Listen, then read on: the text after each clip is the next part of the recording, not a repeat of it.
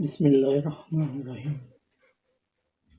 میرے بھائیوں اور دوستوں، بزرگوں، اللہ عالم کی باتیں، حق تعالیٰ شانہ نے ساری قسم کی اخروی دنیائی کامیابیوں کا حصول انسان کی اپنی جان کے طریقوں میں رکھ دیا۔ دکھائی دنیا کی چیزوں میں کامیابی، لیکن استعمال جسم کے طریقوں سے ہی کامیابی اور انہی طریقوں سے ناکامیابی ہے۔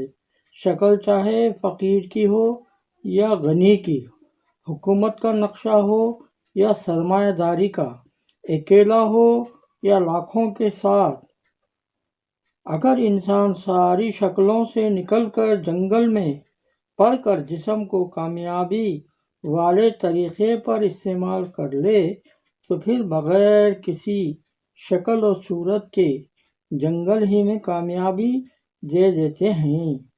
اور اگر ملک و مال کے نقشوں میں بھی یہ طریقہ اختیار نہ کر لے تو ناکامیابی آئے گی۔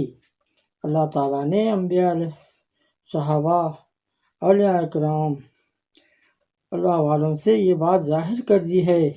نقشوں سے خالی انبیاء اکرام اگر کامیابی والے طریقوں کو چلانے والے خاص یقین کی طرف بلاتے ہیں، دعوت دیتے ہیں۔ انبیاء علیہ السلام جب بھی آئے ملک و مال کے نقشوں سے خالی ہوتے تھے، بلکہ جو ان کا ساتھ دیتے ملک و مال اسے چھوڑنا پڑتا تھا۔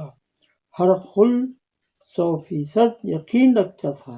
محمد صلی اللہ علیہ وسلم میں اس کا ثبوت مذہبی کتابوں سے اور ابو سفیان رضی اللہ عنہ کے جوابات سے مل گیا تھا۔ ہر خل کے سوالات اور ابو سفیان رضی اللہ عنہ کے جوابات مشہور ہیں، لیکن ملک کے ہاتھ سے نکل جانے کے خطرے نے اسے مسلمان ہونے نہ دیا۔ جو کوئی نبی صلی اللہ علیہ وسلم کی مانتا، اس کا ملک و مال جاتا رہتا تھا، پھر کامیابی دوسرے راستے سے آتی تھی۔ ملک، حکومتیں، جائیدادیں ان کی طرف آتی تھیں۔ کامیابیاں دلانے والے طریقوں سے دنیا کی نعمتوں کو خدا ان کے سامنے جھکاتے اور پوری فکر کرتے کہ ان نعمتوں کے مل جانے کے بعد کامیابیوں والے طریقے نہ بدل جائیں۔ اگر طریقے بدل جاتے تو جن کے لیے دوسروں کو ہلاک و غرق کر دیا گیا تھا، اب انہی کو دوسرے سے ہلاک کروایا جاتا۔ وہی بنی اسرائیل جن کے لیے فرعون ماں لشکر کر بحر کلزم میں غرق کر دیا گیا تھا، انہی کے بارے میں بخت نظر نے قسم کھائی تھی کہ میں ان کا خون اتنا بہاؤں گا کہ میرے گھوڑے کے سینے تک ان کا خون آ لگے۔ خوب قتل بنو اسرائیل کا ہوا، لیکن خون جہاں گرتا وہیں جم جاتا۔ اکثریت قتل ہو گئی، لیکن قسم پوری نہ ہوئی۔ قتل کرنے والی فوج نے بخت نصر سے کہا، رحم کرو، ان اولاد انبیاء کے قتل کو ختم کرو۔ اس نے کہا، میں کیا کروں؟ میں بھی چاہتا ہوں قتل بس کروں، لیکن قسم میری پوری نہیں ہوئی۔ اسے علماء نے مشورہ دیا کہ تم اس جگہ خوب پانی بہاؤ، جس سے خون کے ٹکڑے پانی کے اوپر آ جائیں گے، گھوڑے کے سینے کو لگ جائیں گے، تمہاری قسم پوری ہو جائے گی۔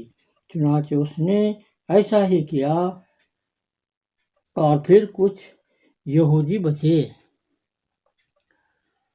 جن کو ایک دفعہ طریقے سے کامیابی مل جاتی ہے، ان کا نام ملک و مال کی فہرست سے کاٹ دیا جاتا ہے۔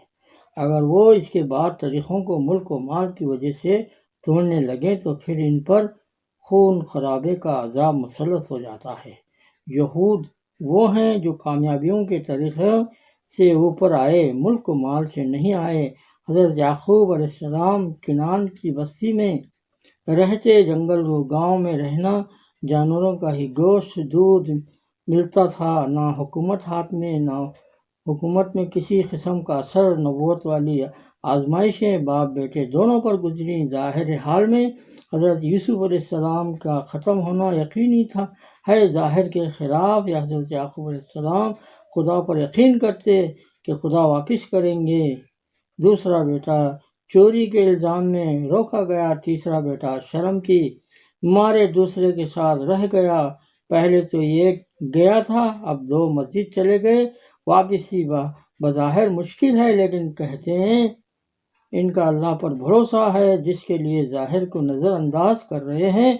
औलाद ने कहा वो तो मर गए, बस ऐसे छोड़ो, तुम इसमें मर जाओगे। मुसीबतों का वो इस तरीक़े पर उबूर कर रहे हैं जिस तरीक़े से कामयाबी मिलती है। अल्लाह ताला उनकी दुआओं की बरकत से फिर से जो है उनको यूसुफ अलैहिस्सलाम बिन्यामीन सब मिल गए। अल्लाह अमल की तौफीक अता फरमाए।